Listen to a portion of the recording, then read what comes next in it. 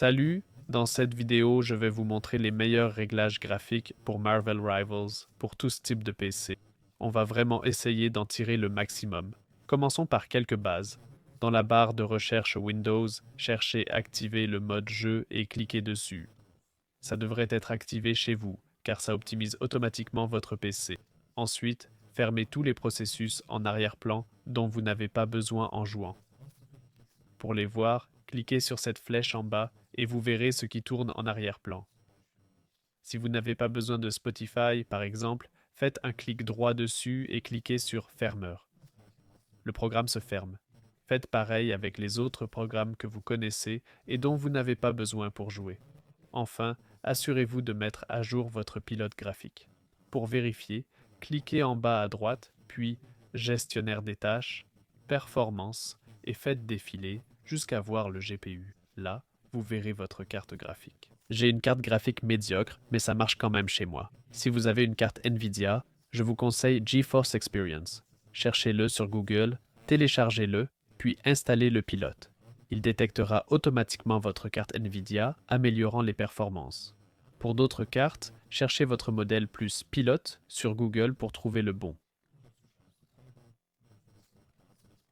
On va maintenant configurer Marvel Rivals.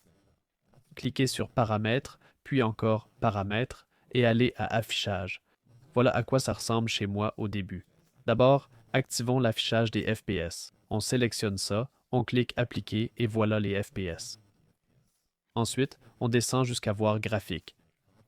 Là, clique sur Optimiser. Ça choisit auto ce que le jeu pense utile, puis Appliquer et Confirmer. Ça n'affectera pas tes FPS maintenant, seulement en jeu. Ici, tu peux déjà tester. Va dans le jeu et vois comment ça se sent.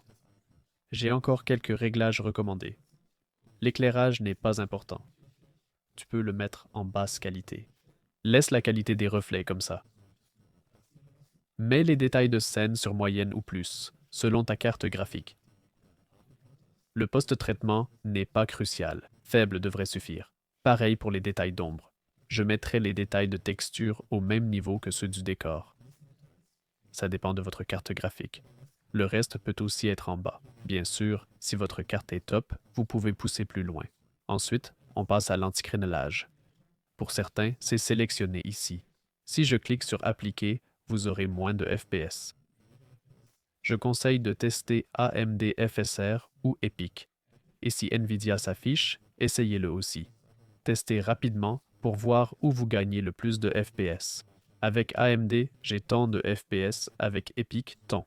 Donc EPIC est mieux pour moi, on gagne des FPS. Ensuite, la super résolution. C'est crucial de la régler sur performance. En équilibré, on voit les FPS baisser. Donc on laisse sur performance. Et tu règles l'anticrénelage selon ta puissance. Pour une meilleure latence, on passe à Nvidia ou autre, puis on clique sur Appliquer. Donc même avec ma carte graphique faible, je peux jouer. Si tu as trop de FPS, tu peux augmenter certains réglages selon tes préférences. Tu verras ça en jeu. Et si tu n'as pas assez de FPS, il faudra baisser certains paramètres. J'espère que cette vidéo t'a été utile. Si oui, n'hésite pas à liker et à plus.